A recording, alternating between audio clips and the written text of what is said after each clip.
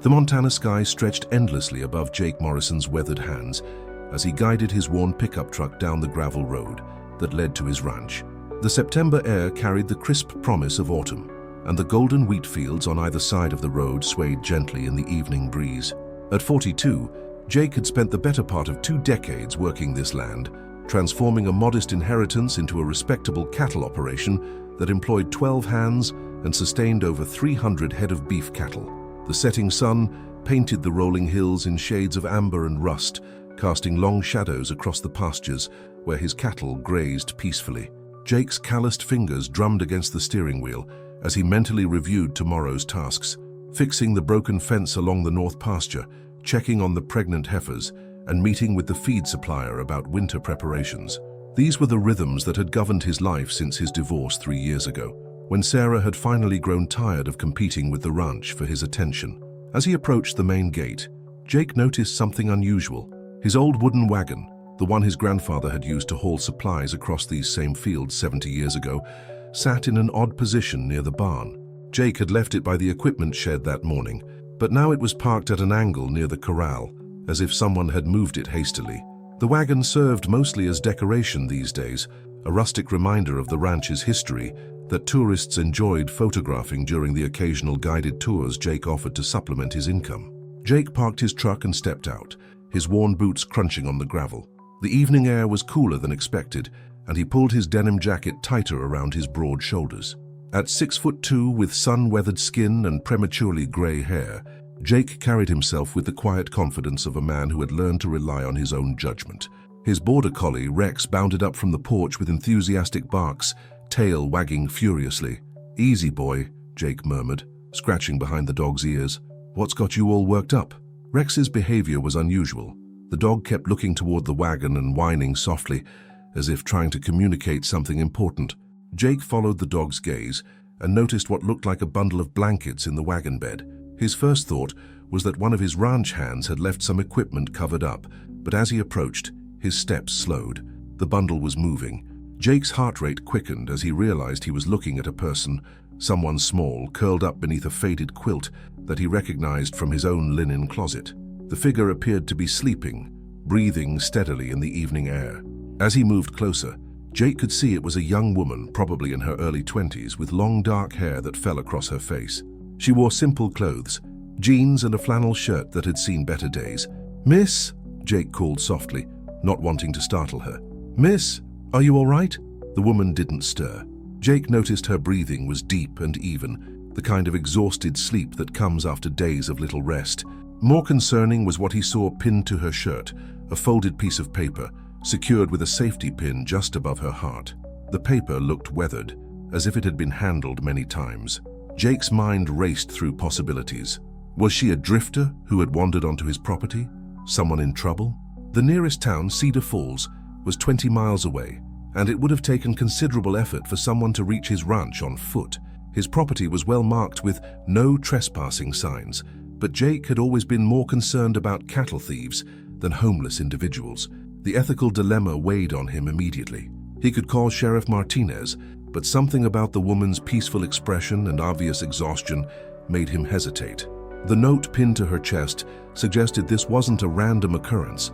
Someone had placed her here deliberately, and that someone had wanted Jake to find her. Rex continued to whine softly, his intelligent brown eyes moving between Jake and the sleeping figure.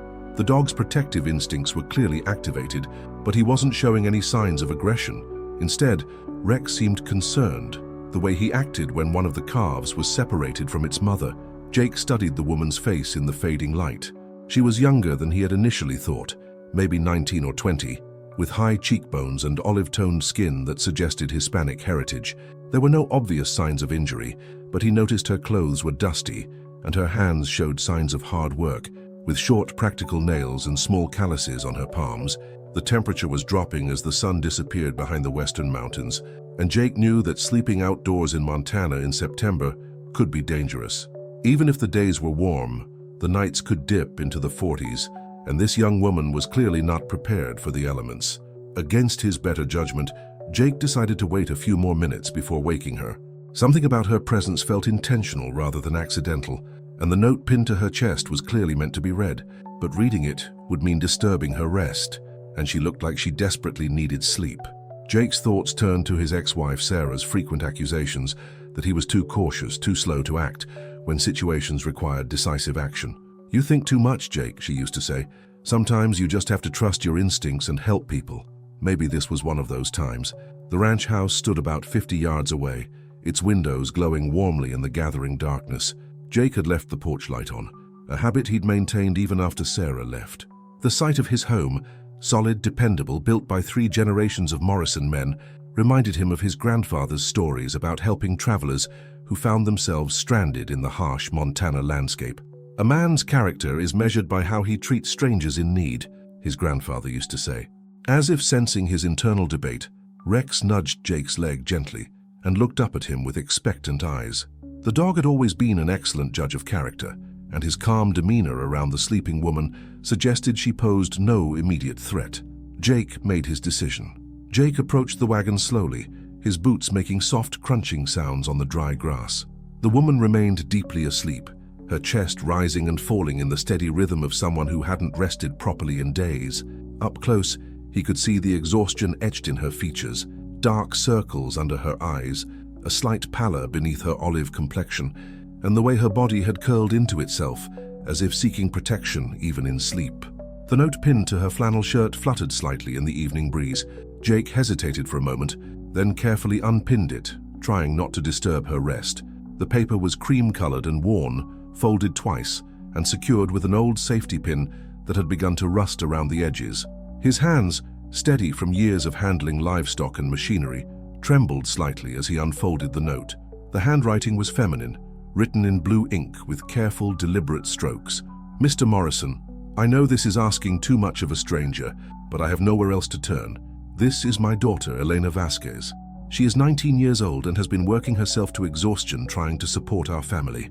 I am dying, and I cannot provide for her anymore. Your ranch has a reputation for treating workers fairly, and people in town speak of your good character. Please, if you have any kindness in your heart, give her a chance to prove herself. She is strong, willing to work, and honest. I pray that God will bless you for any help you can give her. She knows nothing of this note. I drugged her tea so she would sleep long enough for you to find her. Forgive an old woman's desperate act. Rosa Vasquez."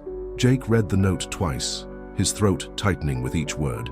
The desperation in the mother's handwriting was palpable, and the length she had gone to, drugging her own daughter's tea to ensure Jake would find her, spoke of a woman facing impossible circumstances. He looked back at Elena, understanding now why her sleep seemed so unnaturally deep. Rex whined softly and nudged Jake's leg, as if sensing his emotional turmoil. Jake folded the note carefully and slipped it into his jacket pocket. His mind raced through the implications. Rosa Vasquez was dying and had essentially abandoned her daughter on his property, trusting that his reputation for fairness would compel him to help. The weight of that trust settled heavily on his shoulders. Jake had heard the Vasquez name around Cedar Falls. Rosa had worked as a seamstress and housekeeper for various families in town, raising Elena alone after her husband died in a construction accident 8 years ago. Jake remembered seeing them at the grocery store occasionally, a small, determined woman with graying hair and a teenager who carried herself with quiet dignity despite their obvious financial struggles. The evening temperature continued to drop, and Jake noticed Elena shivering slightly in her sleep. Whatever Rosa had given her was clearly powerful. The girl hadn't stirred despite their conversation and Rex's presence. Jake made a quick decision. He couldn't leave her outside in the dropping temperature, but he also couldn't bring himself to wake her abruptly after learning about her mother's desperate circumstances. He walked to the house and returned with a heavy wool blanket, gently covering Elena with the additional warmth. She shifted slightly but didn't wake, her breathing remaining steady and deep. Jake then went back to the house and called his foreman, Miguel Santos, who lived in a trailer on the property with his wife Carmen. "Miguel, can you come to the main house? I need your help with something," Jake said when Miguel answered. "Sure, boss. Everything okay?" Miguel's voice carried the slight accent of someone who had immigrated from Mexico 20 years ago and built a solid life through hard work and determination. "It's complicated. I'll explain when you get here." Miguel arrived within 5 minutes, his weathered face creased with concern. At 55, he had worked for Jake for over a decade and had become more than an employee. He was a trusted friend whose judgment Jake valued. Carmen followed behind him, wiping her hands on a kitchen towel. "What's the situation, Jake?" Miguel asked, following him toward the wagon. Jake explained what he had found and showed them the note. Carmen's expression immediately softened as she read Rosa's words, her own maternal instincts activated by the desperate mother's plea. "Ay, Dios mío," Carmen whispered, looking at the sleeping girl. "Rosa Vasquez. I know her from church. She's been struggling with cancer for months, trying to hide it from Elena. The poor girl has been working 3 jobs to pay for her mother's treatments." "3 jobs?" Jake asked, surprised. "See," Miguel nodded. "She cleans offices at night, works at the diner during lunch shifts, and helps with harvest work on weekends. The girl barely sleeps. I've seen her riding the bus between jobs, always looking exhausted." Carmen knelt beside the wagon, her motherly instincts taking over. "She's so thin, Jake. Look at her hands, they're rough from all that work. And she's just a baby, really." Jake felt a familiar tightness in his chest, the same feeling he'd experienced when he found injured animals on his property. His grandfather had always said that the measure of a man wasn't in what he accomplished for himself, but in how he responded when others needed help. Sarah had once told him that his need to rescue everything and everyone was both his greatest strength and his most frustrating weakness. "What are you thinking, boss?" Miguel asked, studying Jake's face. "I'm thinking Rosa Vasquez trusted me with her daughter's life," Jake replied quietly. "And I'm thinking about what my grandfather would do in this situation." Carmen stood up, brushing dirt from her knees. "Your grandfather would have brought her inside, given her a warm meal, and found her honest work. That's the kind of man he was, and that's the kind of man you are." Jake looked at Elena's peaceful face, noting the way she had unconsciously curled her hands under her chin like a child. Despite her 19 years and the evidence of hard work etched in her features, there was something vulnerable about her that tugged at his protective instincts. "Help me get her inside," Jake said finally. "We'll put her in the guest room and let her sleep off whatever Rosa gave her. When she wakes up, we'll figure out what comes next." Miguel nodded approvingly. "Good decision, boss. Carmen can stay with her tonight. Make sure she's okay." As they carefully lifted Elena from the wagon, Jake noticed a small duffel bag tucked beneath the quilt, apparently all the possessions she had in the world. The bag was old and patched, but clean and well-maintained. Even in desperate circumstances, Elena had maintained her dignity. Elena's eyes fluttered open to unfamiliar surroundings. The room was bathed in soft morning light, filtering through cream-colored curtains, and the bed beneath her was more comfortable than anything she had slept on in months. For a moment, disorientation clouded her thoughts. The last thing she remembered was sitting at her mother's kitchen table, drinking the chamomile tea Rosa had insisted would help her sleep better. Panic shot through her as reality crashed back. She sat up quickly, her heart racing as she took in the strange room, polished wooden furniture, a colorful quilt she didn't recognize, and the distinct smell of bacon cooking somewhere in the house. This wasn't her cramped apartment above the laundromat where she and her mother had been living since they couldn't afford their previous place. "Mama?" she called out, her voice hoarse with sleep and fear. The door opened immediately, and a woman Elena didn't recognize entered, carrying a steaming mug. She was middle-aged, with kind eyes and graying hair pulled back in a practical bun, wearing a simple dress and apron that suggested she was comfortable in domestic settings. "Buenos dias, mija," the woman said gently, setting the mug on the bedside table. "I'm Carmen Santos. You're safe here, don't worry." Elena's Spanish was rusty. Her mother had insisted they speak English at home to help Elena's prospects in the job market, but she understood the maternal tone in Carmen's voice. Still, confusion and fear dominated her thoughts. "Where am I? Where's my mother?" Elena demanded, swinging her legs over the side of the bed. She was still wearing her clothes from the previous day, though someone had removed her shoes and covered her with the unfamiliar quilt. Carmen sat down in the chair beside the bed, her movements deliberate and calming. "You're at the Morrison Ranch, about 20 miles outside Cedar Falls. As for your mother," Carmen's expression grew serious. "I think you need to talk to Mr. Morrison. He found you yesterday evening." "Found me?" Elena's voice rose with panic. "What do you mean, found me? I was at home with my mother. We were having tea, and then—" The memory ended abruptly, leaving her more confused and frightened. Carmen reached out and gently touched Elena's hand. "Drink some coffee first, mija. You need to get your strength back. Then we'll talk to Jake, Mr. Morrison. He's a good man and he'll explain everything." Elena wanted to demand answers immediately, but the motherly authority in Carmen's voice reminded her of Rosa's insistence on proper behavior, even in difficult circumstances. She accepted the coffee gratefully, Realizing she was desperately thirsty, the warm liquid helped clear some of the fog from her mind. "How long have I been asleep?" Elena asked, noticing the quality of light suggested it was mid-morning. "About 14 hours, Carmen replied. "It's nearly 10 o'clock. Elena nearly choked on her coffee. 14 hours? That's impossible. I never sleep that long. I have to work. I have shifts at the diner and the cleaning service and— Not today, Carmen said firmly. Today you need to understand what's happened and figure out what comes next. Before Elena could protest further, there was a soft knock on the door. Carmen called for whoever it was to enter, and Elena found herself face to face with a tall, weathered man in his 40s, wearing work clothes and carrying a worn piece of paper. "Miss Vasquez," he said, his voice gentle but serious. "I'm Jake Morrison. I own this ranch. I think you need to see this." Eleanor accepted the paper with trembling hands, recognizing her mother's distinctive handwriting immediately.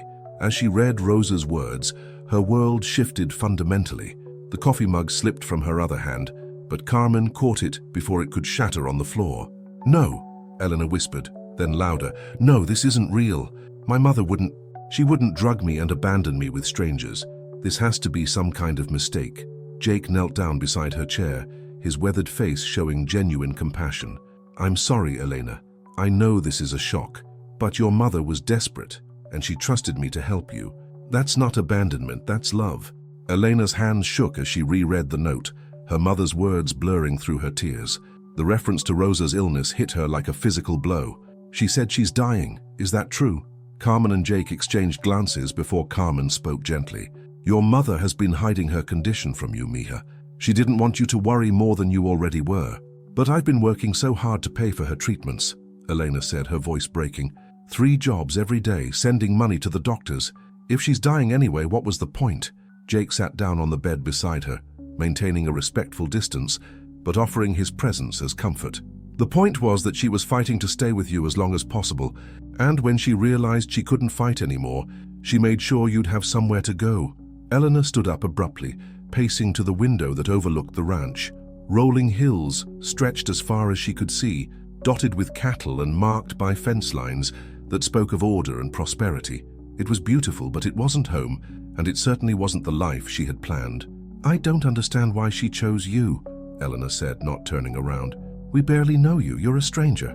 "Your mother heard things about me in town," Jake replied quietly. "That I treat my workers fairly, that I don't take advantage of people who need help. She gambled that those things were true." Elena turned to face him, her dark eyes flashing with a mixture of grief and anger. "And are they true? Because right now I feel like I've been kidnapped and abandoned, and I don't know what you expect from me in return for this kindness." Jake's expression didn't change, but Carmen made a small sound of disapproval at Elena's implication. Jake held up a hand to stop Carmen from speaking. "I expect nothing from you except honesty," Jake said calmly. "Your mother asked me to give you a chance to prove yourself, but that's your choice. If you want to leave, I'll drive you back to town right now. If you want to stay and work, I'll give you a fair wage and honest employment, but I won't force either choice on you." Eleanor studied his face, looking for signs of deception or hidden motives. She had learned to be suspicious of men who offered help. Experience had taught her that such offers usually came with unspoken expectations, but Jake Morrison's weathered features showed only patience and genuine concern. "What kind of work?" she asked finally. Jake leaned against the window frame, his hands clasped behind his back as he considered Elena's question. "The work varies depending on the season and what needs doing. Right now we're preparing for winter, checking fences, moving cattle to different pastures, maintaining equipment. There's also bookkeeping, supply management, and general ranch maintenance." Eleanor crossed her arms, still maintaining her defensive posture. "I don't know anything about cattle or ranch work. I've worked in restaurants, cleaning offices, and some crop harvesting, but nothing like this." "Everyone starts somewhere," Jake replied. "Miguel, my foreman, began as a day laborer who knew nothing about ranching. Now he runs operations when I'm away. What matters is willingness to learn and reliability." Carmen stood up from her chair, smoothing her apron. "Mija, why don't you come have breakfast? You haven't eaten in almost a day and you need your strength whatever you decide." Elena's stomach responded with an audible rumble, reminding her that her last meal had been a hurried sandwich between shifts at the diner yesterday afternoon. The mention of food made her realize how weak she felt, though whether from hunger or emotional exhaustion, she couldn't tell. In the kitchen, Eleanor was struck by the sense of warmth and order. The room was spacious but comfortable, with worn wooden counters that spoke of years of use and care. Sunlight streamed through large windows that offered views of the ranch operations. She could see several men working near the barn, their movements efficient and purposeful.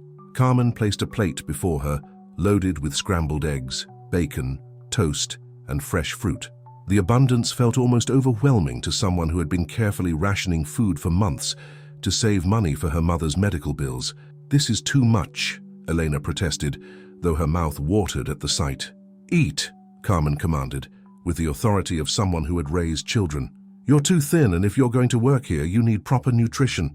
As Elena ate, Jake sat across from her with his own coffee, giving her space to process the situation. She noticed his hands were scarred and calloused from years of physical labor, but his fingernails were clean, and his clothes, while worn, were well maintained. Everything about him suggested competence and reliability. "Can I ask you something?" Eleanor said between bites. "Of course. Why are you doing this? You don't know me, and for all you know, my mother could have been lying about my character. I could be lazy, dishonest, or cause trouble." Jake considered his answer carefully. 3 years ago, my marriage ended partly because my ex-wife said I was too focused on the ranch and not enough on people. Maybe she was right. But I learned something from my grandfather about judging character. You look at what people do when they think no one's watching. What do you mean? Your mother worked multiple jobs to support you both, even while she was sick. You've been working 3 jobs to help pay her medical bills. Miguel told me he's seen you on the bus at all hours, going between work shifts, and you never complained or caused trouble. That tells me about your character. Eleanor felt tears threatening again and focused on her food to regain composure. The kindness in Jake's voice was almost harder to handle than suspicion would have been. "There's something else," Jake continued. "When I found you yesterday, my dog Rex was protective of you. That animal is a better judge of people than most humans I know." As if summoned by his name, Rex appeared at the kitchen door, tail wagging hopefully. Elena looked at the border collie and felt her first genuine smile since waking up. "He's beautiful," she said, extending her hand for Rex to sniff. The dog immediately approved, allowing her to scratch behind his ears. "He likes you," Carmen observed. "That's unusual. Rex is usually suspicious of strangers." Elena finished her breakfast, feeling more physically and emotionally stable. The food, combined with the calm atmosphere of the kitchen and the kindness of these people, helped her think more clearly about her situation. "If I stay," she said carefully, "what would be the arrangement? Wages, housing, expectations?" Jake pulled a small notebook from his shirt pocket and wrote down some figures. "Standard ranch hand wages are $1,200 a month, plus room and board. You'd have your own cabin. It's small but private, with a kitchenette and bathroom. Work starts at sunrise, ends around 6 in the evening, with Sundays off unless there's an emergency." Eleanor stared at the numbers. $1,200 was more than she made from all 3 of her jobs combined, and without rent or food expenses, she could actually save money for the first time in years. "That seems too generous," she said suspiciously. "It's what I pay all my hands," Jake replied. "Fair wages for fair work. I believe in paying people what they're worth, not the minimum I can get away with." Carmen placed her hand on Elena's shoulder. "Mija, your mother trusted Jake with your future. Maybe you should trust her judgment." Eleanor closed her eyes, thinking about Rosa's note and the desperation that must have driven her mother to such an extreme action. Despite her anger at being deceived, she understood the love behind it. Rosa had given her the greatest gift she could, a chance at a stable life with people who seemed genuinely decent. "I'll try it," Elena said quietly, "for 1 month. If it doesn't work out for either of us, I'll move on with no hard feelings." Jake extended his hand across the table. "Fair enough. 1-month trial period." Eleanor shook his hand, surprised by the calloused strength in his grip and the sincerity in his eyes. For the first time in months, she felt a small spark of hope about her future. "When do I start?" she asked. "How about tomorrow morning?"